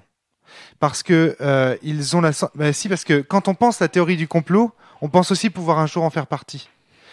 Imaginez que quelqu'un... Alors, excuse-moi. Non. Imaginez que quelqu'un puisse être suffisamment puissant, ou que quelques-uns puissent être suffisamment puissants pour pouvoir contrôler le monde. C'est souvent un fantasme de personnes qui cherchent à le contrôler. Alors, moi, tous les exemples de théoriciens du complot que j'ai dans mon entourage, ce sont des personnes qui ont une soif de pouvoir qui est très très prononcée.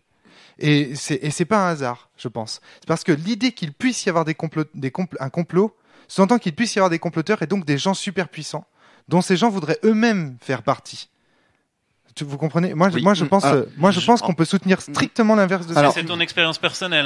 Ce que je vois vraiment pas, j'ai le sentiment que ça traduit régulièrement de l'impuissance et qu'on parle souvent dans mon entourage. C'est les personnes que j'ai vues accepter ces thèses. C'était généralement des gens qui désespéraient de pouvoir agir sur le monde. Alors il faudra que tu répondes à une de mes questions après. Parce que c'est pas des gens qui veulent entrer dans le complot. Généralement, c'est des gens qui veulent le combattre. Ouais, c'est ça. Alors, on en pour ça qu'ils le dénoncent. Sinon, ils n'en parlent pas. Ils se contentent de se taire. De ce que que j'ai pu me renseigner sur les auteurs qui ont écrit des livres carrément sur complotistes ou enfin ce genre de choses. Je pense notamment, je me rappelle plus du nom de ce bonhomme, celui qui a fait la fondation et le documentaire Zeitgeist. Zeitgeist. Alors qu'est-ce que c'est que Zeitgeist ? Parce que tout le monde en parle. C'est un documentaire diffusé gratuitement. Mais c'est un truc où il n'y a pas de paroles, il n'y a pas de... Si, il y a des paroles. C'est en 3 parties. La première parle des similitudes entre Jésus et plein d'autres figures mythologiques, en disant des choses vraies, des choses pas vraies aussi. On nous dit que Dionysos est un Jésus incarné, né le 25 décembre. Il y a des choses très belles comme ça dans le documentaire, tout le long de toute façon. Après, on nous parle un peu des sociétés secrètes américaines, des rapports entre la famille Bush et les grandes banques, des choses pareilles. Il y a du vrai, il y a du moins vrai. Et pouf, à la fin, une fois qu'on a bien tabassé le steak, on lâche le 11 septembre. D'accord, ok. Et officiellement, c'est à but non lucratif, mais il faut savoir que la fondation a énormément d'argent, qu'elle a beaucoup de membres, mais qu'elle ne fait rien, et qu'elle dit non, nous attendons d'être, alors je sais plus le chiffre aberrant qu'il a dit, mais le jour où on sera 200 millions, on fera quelque chose, quoi. Enfin, un truc comme ça, parce que là, on pourra vraiment changer les choses et tout. Donc, enfin, finalement, et ce mec-là, quand on le critique, c'est la fin du monde. Il y a un site. Enfin bref, j'invite les gens à taper Debunk d'ailleurs, si on a des théories du complot et qu'on n'arrive pas à trouver des éléments contre. Je pense au 11 septembre. Si on tape 11 septembre sur Google, on ne tombe que sur des sites qui... La théorie du complot. Voilà. Le mot magique, c'est debunk, généralement. D'accord. D-E-B-U-N-K. Moi, je voulais ajouter... Fabien. Alors, en fait, il y a une explication sociologique, enfin, une tentative d'explication sociologique et une tentative d'explication psychologique. La tentative d'explication sociologique, c'est un peu ce que dit Olivier, c'est-à-dire c'est en général des gens qui n'ont pas accès, qui sont dans un sentiment d'impuissance, qui n'ont pas eux-mêmes accès à la possibilité de changer leur environnement direct. C'est pas vrai. Attends. Donc ça, c'est plutôt une explication sociologique sur le sentiment de ne pas pouvoir changer. C'est un sentiment. Et après, il y a une explication psychologique. Qui est une explication qui renvoie à l'incapacité d'accepter la coïncidence. l'aléatoire. Attends, je développe mon argument jusqu'au bout. L'aléatoire jusqu'au bout et les trucs qu'on n'avait pas prévus qui font que incroyable, ça arrive. Alors qu'en termes de probabilité, il y a beaucoup de trucs qui arrivent beaucoup plus facilement qu'on ne le croit. Et comme de toute manière, voilà, un million de singes écrivant sur 1 million de machines à écrire pendant 1 million d'années, ils finissent par aléatoirement par recréer tout Shakespeare, quoi. Donc c'est un peu cette idée-là. Et après, on peut, si on est comme moi assez critique des religions, on peut se dire que les religions ont pu se créer, ou en tout cas ont pu fleurir sur cette même peur, c'est-à-dire expliquer le hautement improbable, mais qui survient quand même. Alors, je suis assez d'accord avec toi, mais j'ai envie de proposer une autre explication psychologique. C'est l'incapacité qu'a l'être humain de prendre conscience du fait qu'il n'est pas libre. Ou en tout cas, son incapacité à assumer le fait que sa marge de liberté soit parfois très restreinte. Je crois que, je vais revenir très rapidement sur ce phénomène, la personal group discrepancy, qui m'intéresse beaucoup. Ah oui. Sur le fait que, donc, si vous demandez à un noir, une femme ou n'importe quel autre membre d'un groupe minoritaire discriminé. Les femmes ne sont pas un groupe minoritaire. Pardon. D'un groupe discriminé. D'un groupe discriminé. Ils te répondent, donc vous demandez aux noirs, est-ce que les noirs en général sont discriminés? Il va vous répondre oui. Est-ce que toi individuellement tu es discriminé? Il va répondre la plupart du temps non. Ou en tout cas, c'est des proportions qui sont très très très très marquantes. Et en fait, pour avoir creusé cette question, les chercheurs se sont rendus compte que on avait une tendance à ne pas vouloir voir ce qui faisait que nous n'étions pas libres. Donc il y a une tendance fondamentale à refuser de voir que notre marge de manœuvre ou nos possibilités dans l'existence sont plus restreintes que ce qu'on pourrait fantasmer. Je fais vite un autre parallèle parce que j'aime beaucoup en parler. Je confirme la source scientifique de ça. J'ai lu la même chose dans des articles. Un exemple que je conseille à tous, c'est un film qui s'appelle Punishment Park, donc j'adore reparler aussi, donc maintenant que j'ai l'occasion de le faire. Pour la première fois, je le fais à l'antenne, donc je suis content.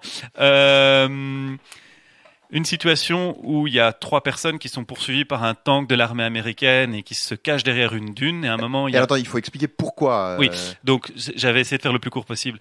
Donc c'est des dissidents gauchistes qui sont mis dans une espèce de jeu où ils doivent en faisant du 6 km/h minimum, atteindre un drapeau américain. Le but, c'est de leur ramener les valeurs patriotiques. Et il y a un tank avec des militaires dessus qui les suit et qui va les abattre s'ils n'arrivent pas dans la vitesse prévue jusqu'au drapeau.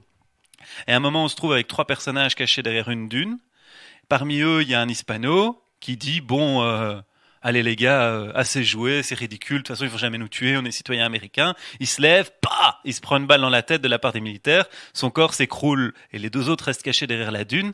Et il y a une des personnages qui s'adresse à l'autre et qui lui dit ils ont fait ça parce qu'il était hispano, n'est-ce pas? Ouais. Et en fait, on comprend bien que non, que si elle se lève et qu'il la voit cachée derrière la dune, elle se prendra une balle dans la tête de la même manière.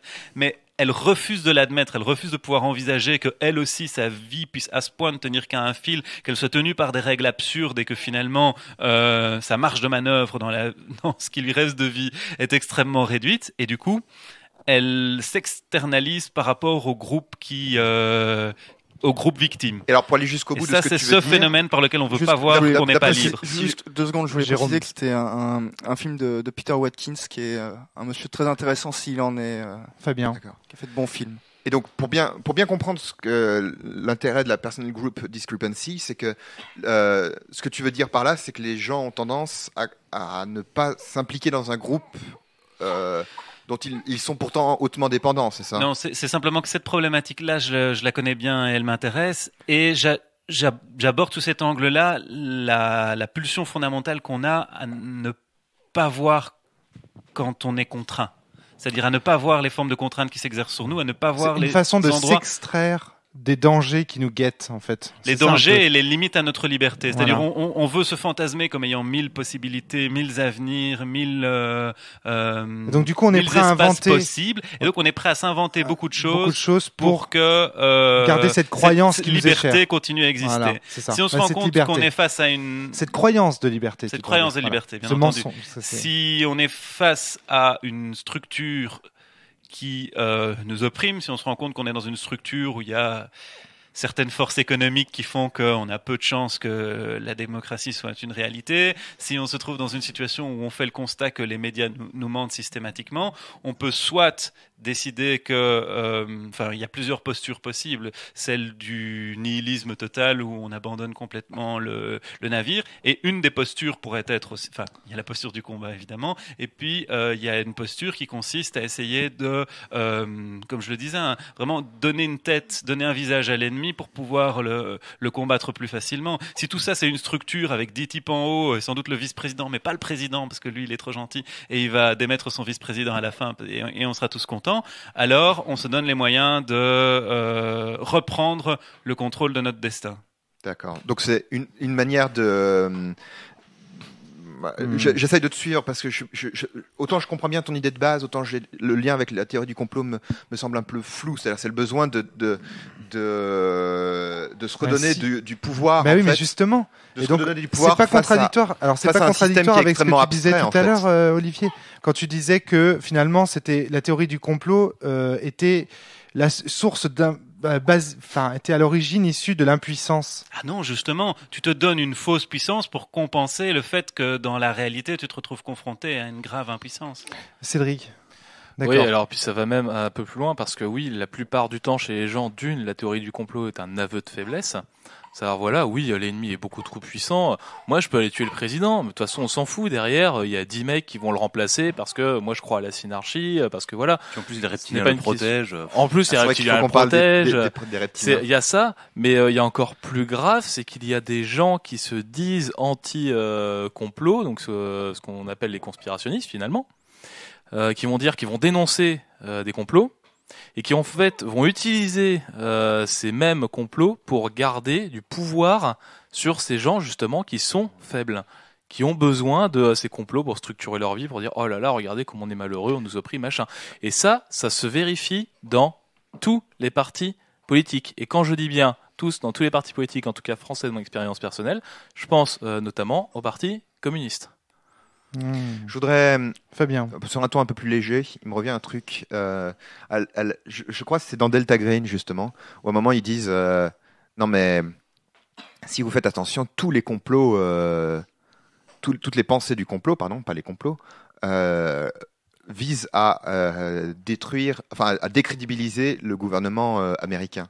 Et en réalité, les pensées du complot sont créées par les extraterrestres pour que le jour où ils envahiront, les gens ne veuillent pas défendre le gouvernement américain et puis le laissent. Voilà, oui, et ainsi de suite, quoi. Enfin, on peut aller très très très loin comme ça. C'est les reptiliens. Moi, j'aimerais bien qu'on en parle. Ouais, faut parler des reptiliens là. C'est le bon moment là. Qui veut en parler? Cédric, t'avais l'air de connaître la chose. Ouais, non, je suis pas très calé sur la situation. Moi, je connais une théorie autour des reptiliens qui consiste à dire que les reptiliens se cachent pour la plupart au sein de notre Terre. C'est quoi des reptiliens? Alors, des reptiliens sont des extraterrestres qui ont colonisé des planètes. On trouve des traces de cette théorie dans Cthulhu. Hein. C'est du Cthulhu dans le texte. Ouais, c'est vrai que c'est du Cthulhu, les reptiliens. Des hommes lézards, c'est ça? Et alors en fait voilà, ça prendrait la forme d'hommes lézards, mais attention parce que pour certains ils auraient pris la forme d'hommes lézards pour s'acclimater à la Terre. Et puis alors, surtout je ne vais ils sont donner capables qu'une de théorie, changer d'apparence. Hein. Oui, ils sont capables de changer d'apparence. On a vu des vidéos où on les voit changer de tête. Hein. C'est voilà. Très important. Alors il y a deux choses. C'est la série V, quoi. Enfin, la série Oui. de films de l'époque, là. Ouais, c'est un peu V. Alors c'est un peu plus construit que V dans la mesure où ils sont là. Et en fait, ce sont des cellules dormantes. Et en fait, les reptiliens sont des proches des hommes puissants qui les manipulent. Des fois, ils leur servent de garde du corps, des fois de conseillers, des trucs comme ça. Et notamment Bush, qui était complètement leur pantin en fait. Tous les gens qui disaient que Bush était bête, ils disaient mais c'est parce que c'est l'homme de main complet des reptiliens. On Il ne y a sait pas des de qui c'était le vidéos- pantin, mais c'était manifestement le pantin de quelqu'un. Et on a même des vidéos où on voit des flous parce qu'en fait le garde du corps du président a changé de tête, donc c'est un reptilien. Oui, C'est des vidéos qui circulent sur internet. D'ailleurs, Allez-y, en c'est très parlant, instructif. en parlant de Bush, je vous invite à regarder ses œuvres récentes. Il s'est lancé dans la peinture. Non. Si. C'est un reptilien qui peint pour lui. Si, je vous invite à aller regarder ses œuvres. C'est particulièrement Ça, tu Bush. te fous de ma gueule? Non, c'est vrai. C'est vrai? Oui, vrai. Ah merde, bon. Et je vais finir très rapidement sur les reptiliens. Un dernier pan de la théorie, c'est donc qu'il semblerait qu'on ait trouvé des traces de leur passage en fait avant l'existence des hommes. Et il y a une photo qui circule entre autres. Bon, attention, je suis un peu caricatural, mais c'est une photo qui circule en fait où on voit une trace dans le sol qui a été fossilisée et en fait ça a une forme parfaite. Donc on se demande si c'est pas un talon ou une griffe ou quelque chose d'un reptilien. Voilà.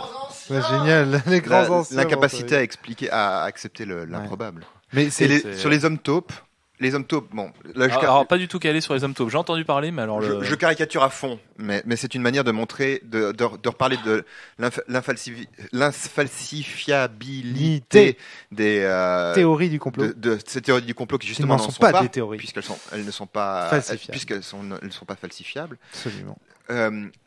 Les hommes taupes, donc je caricature, hein, je m'excuse s'il y a des gens adeptes de la théorie des hommes taupes, enfin de la pensée des hommes taupes parmi les auditeurs. Les hommes taupes habitent sous nos pieds, ils contrôlent le monde, et la preuve que ils contrôlent le monde, c'est que on n'en a jamais trouvé en creusant les métros.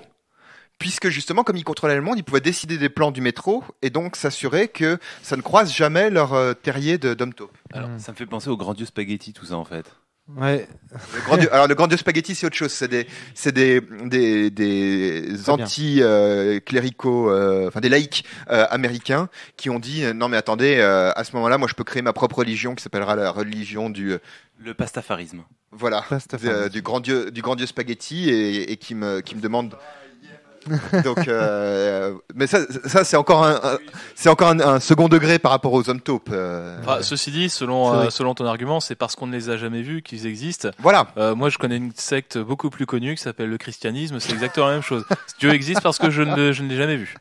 Donc, toujours sur la question, la différence, c'est que le christianisme ne se prétend pas être une science pour le coup. Dieu ne se prétend.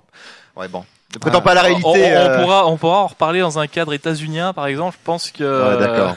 Moi, il y a un... Oui, c'est vrai. T'as parfaitement raison. En fait, le créationnisme se revendique comme une science. Et regagne énormément de puissance aux États-Unis. Il faut le savoir. Justement, là, c'est là que Popper et toute la discipline épistémologique sont vachement importants pour combattre ça. Exactement. C'est un peu ce que je voulais dire tout à l'heure quand je parlais de la trivialisation de ces pensées-là. C'est-à-dire que voilà, c'est moi mon appel, c'est un appel de scientifiques disant formez-vous un petit peu à l'épistémologie. Il y a plein de bouquins, de bons bouquins là-dessus. Notamment à Popper, à la connaissance objective. Voilà. Alors après, on peut être fan de Popper ou pas, parce que c'est Popper soi-même, c'est débattu. Mais en tout cas, il y a des choses. Popper. Au moins sur le principe. Un petit Popper et un petit Popper, la soirée n'en sera que. Adrien. Même Popper. Voilà, si c'est pour dire ça, tu pouvais à force de parler, vous m'avez enlevé l'idée de la tête. Tout ça pour, en fait, j'ai l'impression que derrière toutes ces idées de complot et en fait aussi derrière certaines idées de secte, il y a un besoin pour beaucoup d'humains de rationaliser, d'avoir des explications, en fait, de peut-être réenchanter le monde quelque part, parce que il y a plus de mythologie, il y a plus rien. Du coup, ils ont besoin d'expliquer ce qu'ils n'arrivent pas à s'expliquer autrement. Et c'est des raccourcis mentaux pour. Et d'où le fait que Fabien avait raison lorsqu'il disait que c'était vraiment le fruit de la société moderne. Alors, je ne discute pas nécessairement cette dernière proposition, mais je voudrais appuyer ce que disait Adrien, dans le sens où beaucoup de pseudosciences, j'ai une amie qui s'est beaucoup intéressée à la cryptozoologie, et notamment à des trucs, enfin, c'est pas exactement la cryptozoologie, mais il y a des nains du Mozambique, me semble-t-il, enfin ou des trucs comme ça. Et à chaque fois, elle me disait, c'est souvent des gens qui ont cette envie de réenchanter le monde. Je pense pas que les pensées du complot sont des pensées qui ont envie de réenchanter le monde, mais c'est souvent des trucs qui ont envie de se dire, on n'a pas tout conquis, quoi. Il y a toujours il n'y a plus d'Amérique, comme disait Jacques Brel. Mais Ok. Alors moi, il y a une question sur laquelle je voudrais revenir, parce qu'elle n'a pas du tout été abordée, ou un petit peu juste comme ça, rapidement. C'est la question de la théorie du complot, en tout cas les pensées du complot. Est-ce qu'elles sont, du point de vue psychologique, parce que toi, Fabien, tu faisais une distinction sociologique, psychologique. Est-ce que du point de vue psychologique, vous jugez qu'elles sont rassurantes ou inquiétantes? Et j'aimerais qu'on fasse un tour de table déjà pour interroger vos propres intuitions là-dessus. Moi, je trouve qu'à l'heure actuelle, les théories, les pensées du complot sont utilisées pour se rassurer. Et c'est là que je suis pas d'accord avec toi, Olivier, quand tu disais que c'était une manifestation de l'impuissance. Non, moi je pense pas. Je pense qu'au contraire, les gens se rassurent dans la théorie du complot. Tu te rassures parce que tu es impuissant. Enfin, c'est ce que je parfaitement disais complémentaire aussi. ce qu'on dit. D'accord. Tu te rassures parce que tu es impuissant. Tu as justement tu as besoin de te rassurer parce que tu as ressenti une inquiétude. Ben, cette inquiétude, c'est ce sentiment d'impuissance. Tu es confronté à des choses inquiétantes au quotidien, tu te rends compte que tu as peu de prise sur le monde, et donc tu te rassures par le biais d'une théorie du complot. Donc là-dessus, je te rejoins. Ça rassure, mais parce que tu te sens impuissant. Alors, moi j'emploierais pas le mot rassurer, en fait. C'est plus expliquer. Mais oui, mais justement. Enfin, oui, d'accord, expliquer. En fait, la différence, c'est que l'humain a besoin de comprendre. Il n'a pas besoin forcément de se sentir à l'aise. Il y a beaucoup de choses qu'on fait pour se rassurer. Hein. Oui, il y a beaucoup de choses qu'on fait pour se rassurer, mais le fait de comprendre, ça peut nous permettre de savoir s'il faut qu'on soit, s'il faut qu'on se sente bien ou pas. Bon, on s'explique quelque chose, et ensuite on se pose une. Moi, je trouve que si vraiment ce que vous dites sur les pensées du complot était vrai, et si vraiment ça manifestait de l'impuissance, les gens n'en parleraient pas avec autant de plaisir, Moi, quand j'entends des gens parler de théorie du complot, faire des fictions avec, il y a un côté, ça fait rêver, quoi. Il y a un côté. Parce que c'est ce que tu disais tout de suite, Fabien. Psychologiquement, moi, je te disais pas que c'était un sentiment d'impuissance. C'était contrer l'improbable, expliquer l'improbable. Au mieux, c'est une impuissance d'ordre mental, c'est-à-dire parvenir à trouver une explication qui ne relève pas du hasard, quoi. Non, moi, je parle d'impuissance au sens politique. Hein. Alors ça, c'est l'explication sociologique. Oui, oui, d'accord. Oui, je faisais le lien entre les deux. Parce qu'il parlait de l'explication psychologique au début, mais ça, c'est ce que la question de l'impuissance au politique, c'est une explication d'ordre sociologique. Moi, il y a un truc que je trouve paradoxal dans les gens qui me parlent souvent des pensées du complot, c'est qu'ils en parlent en jubilant, tandis que si vraiment ils y croyaient, ils seraient inquiets. Enfin, c'est parce que nous, quand on en parle, ça nous fait rire. Parce qu'on y croit peu. Ouais.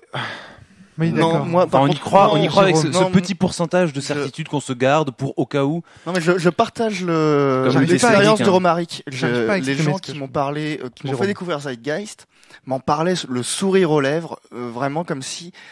Et vraiment, il était super. Il en parlait avec ses tripes, le mec. Il y croyait. Parce que c'est une bonne blague. Lui, il y croyait. Il y croyait. Il me disait, regarde les trucs sur le 11 septembre, tu verras. Oui, c'est ça.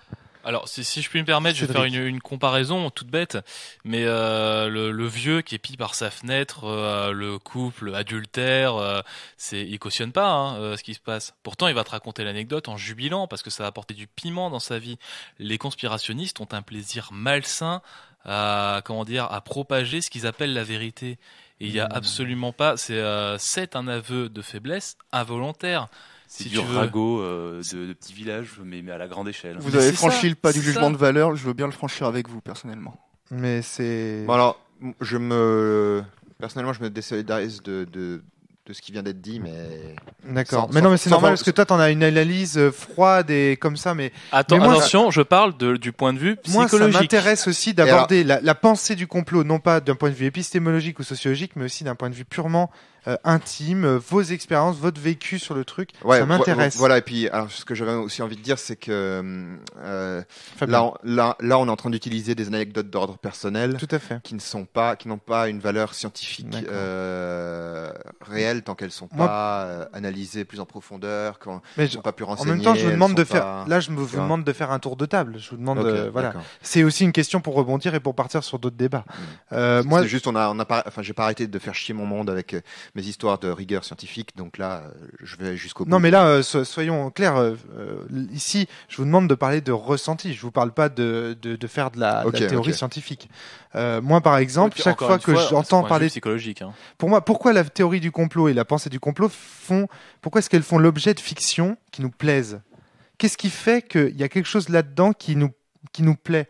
Est-ce que c'est parce que ça nous rassure? Est-ce que c'est parce que ça nous inquiète? Est-ce que c'est parce que ça nous rend heureux d'imaginer qu'ils puissent... c'est ça la question que je pose. En fait, le problème, pourquoi c'est que cette fascination pour cette pensée alors, en du fait, complot? il y a deux types de personnes. Il y a la personne qui y croit Rien. et la personne que ça fascine parce que, ce qui la fascine, c'est les personnes qui y croient. Moi, Et c'est qui ça croit en la théorie du complot? Moi, je connais pas grand monde, hein, personnellement. Non. Mais je suis sûr qu'il y en a. Si je En fait, le problème, puis c'est me que, permettre. moi, j'ai fait des études. Du coup, je pense que souvent, les gens qui vont croire en ça sont des gens qui ont un niveau d'études peut-être inférieur. C'est assez hautain de ma part, mais je sais pas. C'est sociologiquement faux. Hein. Il y a tu trouves des théoriciens du complot Tu me surprends beaucoup. quel que soit le niveau d'études. D'accord. Et Jérôme voulait ajouter quelque chose là-dessus? Enfin, peut-être pas là-dessus exactement. Non, mais ça tombe bien, tu as cité un nom que je voulais citer. Justement parce que je trouve aussi marrant que ce soit selon certaines tendances de l'époque que certaines cibles aussi se révèlent. On nous parlait dans les années 20-30 des complots judéo-bolcheviques. Ou hitléro-trotskiste. Ça, je trouve que c'est formidable. Et de nos jours, mais pour un stalinien, c'est normal. Et ça me fait arriver sur Internet de me faire traiter d'islamo-gauchiste de nos jours. Ah, c'est bien. Et d'ailleurs, Judéo et bolcheviques. je reprends une idée puisque je parle d'hitléro-trotskisme. C'est Alain Soral notamment qui dit. Je reprends une idée de Pierre-André Taguieff que bon. Je suis pas un fan absolu de ce livre, mais il y a une idée que je trouvais intéressante qui était de dire que les totalitarismes sont fondamentalement fondés sur des pensées du complot. Pour le totalitarisme nazi, c'est évidemment le complot judéo-bolchevique, même particulièrement le complot antisémite. Oui. Enfin, le complot des sionistes, bref. Et pour le totalitarisme soviétique, c'est des complots capitalistes réactionnaires souvent à l'intérieur du parti lui-même. D'où les nombreuses purges staliniennes dans les années 30-40. Là aussi, je suis pas certain. C'est marrant de voir à quel point l'ennemi est toujours bien désigné. Oui, c'est vrai. S'aimer, c'est haïr le même ennemi. Oui, voilà. Ouais. Comme disait mon ami Jean Solpartre. Et c'est vrai qu'en ce sens-là, les Américains font un très bon ennemi commun. C'est le grand méchant. Presque tout le monde a au moins une raison de dire j'aime pas trop l'Amérique là-dessus. C'est-à-dire que peut-être qu'une explication de l'origine de la pensée du complot, ça peut être que plutôt que d'avoir à penser quelque chose de complexe, un système, une structure. C'est ce que je voulais dire tout à l'heure. C'est là où je voulais en venir. C'est qu'en fait. Attends. Alors, à ce moment-là, je Fabien, vais jusqu'au bout. C'est plutôt que d'avoir à penser quelque chose de complexe et des effets de système aussi. Quand tu fais de la systémique, tu te rends compte que plein de gens peuvent avoir chacun des comportements qui sont individuellement complètement rationnels, mais que pris ensemble, ça donne des trucs complètement absurdes comme les crises économiques. Et donc, plutôt que d'avoir à penser des choses extrêmement complexes comme ça, en ayant une personne qui te veut du mal, tu peux expliquer facilement des événements malheureux, quoi. C'est ce que je voulais dire quand je disais que c'était rassurant. C'est que comme ça permet d'expliquer facilement des phénomènes de souffrance. Ouais, c'est ce que je te disais quand c'est pour expliquer. J'avais pas compris. C'est pour des raccourcis mentaux. Voilà. Alors que si on prend la réalité dans toute sa complexité, elle a de quoi nous inquiéter. Puis c'est surtout impossible pour plein de gens. Enfin, moi je suis désolé, mais tout ce qui est économique, j'ai aucune connaissance économique. Donc, même les économistes, ils ont du mal. Donc, bah oui, du coup, c'est des problèmes. Alors moi, en sachant que je n'ai pas ces compétences, c'est un truc sur lequel j'évite de porter mon regard critique. Hein. Mais quelqu'un qui a envie de se rassurer à tout prix là-dessus, qui n'est pas capable de prendre cette distance-là, il va devoir se créer sa propre réponse. Et créer cette propre réponse, c'est imaginer. Et là, voilà, on tombe dans les théories du complot. Cédric, tu voulais ajouter quelque chose? J'aime bien ce qu'a dit Adrien. Ouais, non, j'ai oublié mon propos, je passe la parole. Un truc que j'avais envie de vous poser comme question aussi, j'essaye de reformuler, parce qu'il y a un truc auquel je tourne, mais j'arrive pas à l'identifier, c'est pourquoi vous pensez que les théories du complot sont aussi d'actualité, aussi vendeurs, enfin je sais pas comment dire aujourd'hui. Qu'est-ce qui fait que aujourd'hui on en est vraiment friand? Regarde les scores sur YouTube, des vidéos qui parlent de la théorie du complot. Récemment, le truc sur les pyramides, l'espèce de faux documentaire sur les pyramides. Ça, ce n'est pas une théorie du complot. Ce n'est pas une pensée du complot. Non. C'est de la... De la crypto-égyptologie. Ouais, de la crypto... Quoi, ce truc sur les pyramides? Alors, en Le gros, chiffre d'or, la nana, voilà, part du principe qu'en fait, toutes les civilisations sont issues d'un même, comment dire, d'une même origine. Ce sont les bâtisseurs qui étaient en fait des êtres humains qui vivaient avant sur la Terre et qui ont voulu nous donner un petit peu comme nous quand on envoie des signaux dans l'espace, ont voulu nous donner des signaux sur un danger apocalyptique qui reviendrait à des cycles indéfinis. Et ils avaient prévu qu'ils seraient morts d'ici là, donc ils ont laissé des traces de tas de savoirs, etc., qui donnerait à penser que la fin du monde va arriver. Enfin, en gros, une grande énigme à l'échelle mondiale. Putain, c'est pas une pensée du complot, je comprends plus, quoi. Une grande énigme à l'échelle mondiale. C'est peut-être un truc pseudo-scientifique. Oui, mais ce n'est pas une pensée du complot. D'accord. Parce qu'il n'y a pas un grand méchant. Au contraire, c'est des grands gentils qui nous non, mais il y a quand même l'apocalypse. C'est une tentative de faire face à l'absurde. Voilà, c'est ça. En fait, pour moi, les pseudosciences, les théories du complot, les sectes, c'est quelque chose qui tourne toujours autour du même problème, c'est que l'homme a besoin de se trouver des raisons, de s'expliquer des choses, et que du coup, certains raccourcis... La femme aussi, d'ailleurs. Jérôme. Non, mais oui, je suis la d'accord femme avec aussi, en oui, fait, l'homme, l'humain. Oui. Et finalement, maintenant que les mots sont lâchés, je suis d'accord. Enfin, pour moi, tout ça, ça fait partie du même. Du même cycle, du même effet de cerveau. Oui, enfin, quand on parle touche du Yeti, la même fibre chez l'homme. Là. Quand on me parle du Yeti, quand on me parle du 11 septembre, ou quand on me parle des pastilles sous les McDo, tiens, la fameuse pastille anti-vomitive, je réagis de la même façon à chaque fois. C'est quoi la pastille anti-vomitive? Soi-disant, on nous met une pastille, un cachet anti-vomitif à chaque fois sous le pain du McDo pendant qu'il cuit, c'est pour ça qu'il y a un petit trou blanc sous le pain. Oh là là, d'accord, ok. Comme ça, vous ne vomirez pas ce McDo dégueu, c'est ça? J'ai croisé au moins 4 personnes qui m'ont juré à connaître des gens qui y travaillaient, qui leur avaient dit. Même moi, des gens qui m'ont dit j'y ai travaillé. Et bon, quand on se renseigne, J'ai connu plein de gens qui ont travaillé là-bas. À l'avance dans le pain sous forme de poudre et pas de sous. Ils sont pas débiles déjà et merde.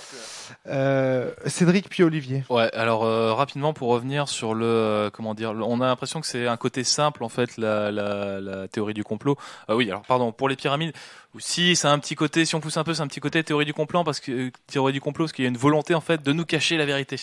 En fait, les gens qui défendent ça, au niveau des chiffres d'or et tout, c'est dans ce sens-là, ça fait un peu théorie du complot, on veut vous cacher la vérité, il y a des bâtisseurs, ça rejoint un petit peu les reptiliens. Hein. C'est-à-dire qu'il y a un groupe qui nous cache la vérité. Dans le documentaire, sont les égyptologues. Dans le documentaire, sont les égyptologues. Cette secte d'égyptologues très puissante. Et d'ailleurs, ma mère ayant été historienne et archéologue, je suis ici pour détruire cette théorie, justement parce que je suis moi-même un corrompu. Un corrompu. Absolument. Et je voulais donc le deuxième point, c'était à savoir le côté un petit peu, donc je disais simpliste. En fait, non, la plupart des gens que j'ai rencontrés qui étaient adeptes de la pensée du complot étaient des gens qui justement s'estimaient supérieurs. J'ai bien dit, s'estimaient. C'était pas une manière de réenchanter le monde pour eux. En tout cas, voilà, c'est une expérience personnelle. Je n'ai pas rencontré tous les adeptes de la pensée du complot, du monde. Mais la plupart d'entre eux voyaient ça en fait comme une façon de se gloser, quoi. C'était vraiment moi je suis plus intelligent que les autres. Ils sont plus malins que tout le monde parce qu'ils ont compris les structures eux, fondamentales du monde. Voilà. Alors que vous, pauvres minables, vous êtes encore parmi les gens manipulés. Je pense que Albert Camus, l'absurde, résume déjà beaucoup de choses de ce qu'on a dit. Les différentes stratégies que l'être humain a face à l'absurde, exactement. La religion, toutes les autres choses qui peuvent s'avérer rassurantes et qui vont ordonner un monde qui est absurde ou qui apparaît comme tel. On trouve également cette pensée-là dans Citadelle de Saint-Exupéry. Si vous avez dans la science aussi. On retrouve chez Nietzsche également. Voilà, c'est ça. Nietzsche te dirait que et chez Marx également. Nietzsche te dirait que la science il y a une volonté pieuse sens mort au départ pour pour expliquer le monde. Mais chez Nietzsche, c'est plutôt de l'acceptation enfin bon, on pourrait en discuter. Pas pour Nietzsche, pour la plupart des hommes, oui, je pense. Et on voulait pas faire un podcast sur Nietzsche là parce que vous arrêtez pas d'en causer. C'est clair qu'il y aurait de quoi dire. Hein. Donc, Nietzsche était-il de gauche? Ça va pas mal. C'est clair que c'est un vrai troll, ça. Putain, c'est un troll de philosophe, mais c'est un troll. Hein. Et ça va massacrer là sur les commentaires et tout. Ça va être violent. Mais au moins, on attirera des gens qui ont fait de la philo à haute dose, quoi. Bon, voilà déjà ce qu'on pouvait vous dire sur la théorie du complot. Olivier avait quelque chose à rajouter? Alors voilà, juste une dernière chose. Dans les commentaires de ce podcast, je mettrai des liens sur Ergenekon, la confrérie Fethullah Gulen, sur les cellules Gladio, pour que ceux qui veulent se renseigner puissent découvrir qu'il y a des complots qui font partie de l'actualité politique et qu'ils ont tout intérêt à se renseigner. Ça, c'est quelque chose de global par rapport au podcast de la cellule. Sachez, chers auditeurs, que je monte généralement le podcast le jeudi matin, j'écris le petit article et j'en fais la promotion sur différents forums, dont les ateliers imaginaires qui sont montés assez récemment. Le truc, c'est que j'ai pas toujours le temps de faire les recherches et de mettre les liens. Souvent, les podcasts de la cellule il y a beaucoup de gens qui parlent et beaucoup de sources qui sont citées. J'ai pas toujours le temps de mettre les liens. Donc, c'est à vous, podcasteurs, voire même auditeurs, si vous trouvez des liens en rapport avec la conversation, voilà, de les mettre. Là, Olivier précise, voilà, qu'il va le faire, mais je vous invite tous, podcasteurs, à le faire sur les podcasts précédents où vous êtes et sur le podcast. Le problème, c'est quand il sort, on se souvient pas toujours de tout ce qu'on a cité dedans. Alors il y a ça, puis il faut pas oublier que les liens et les propos n'engagent auditeurs aussi que le podcasteur. Je préfère préciser. Mais les auditeurs, par contre, peuvent, par exemple, s'ils connaissent les sources, les donner. D'ailleurs, il y a beaucoup de nos auditeurs qui donnent souvent les références des jeux de rôle qu'on cite, ce genre de choses. Et ça, merci à vous, les auditeurs, de faire ça. C'est très très précieux et très bien parce que nous, on n'en a pas toujours le temps. Les podcasts sortent parfois plusieurs mois après leur enregistrement. Donc, comme vient de le dire Fabien, on s'en souvient pas toujours. Donc, merci aux auditeurs qui font ça et qui mettent les liens. Et merci aux podcasteurs qui comme Olivier, font l'effort de le faire. Dès que le podcast est posté, Olivier, je t'envoie un mail et tu nous fais ça. Voilà, parce ce qu'on pouvait vous dire sur les théories du complot. Il y avait beaucoup de choses à dire. Je sais pas si c'est un complot, la cellule, non? Oui, absolument. Tout à fait. Ouais, un complot qui s'affiche, c'est quand même rare. Ouais. Non, mais c'est parce qu'il y a un tel sentiment de puissance de la part de la cellule que c'est bon, c'est gagné. Bon, on va les laisser sur cette phrase de conclusion. Merci d'avoir écouté le podcast de la cellule qui, je vous le rappelle, complote pour vous, rôlistes. Allez, à bientôt tout le monde. Bonne semaine. Jouez bien. Portez-vous bien, c'est ça qui compte. Ciao. Salut. Ciao. À bientôt. Salut.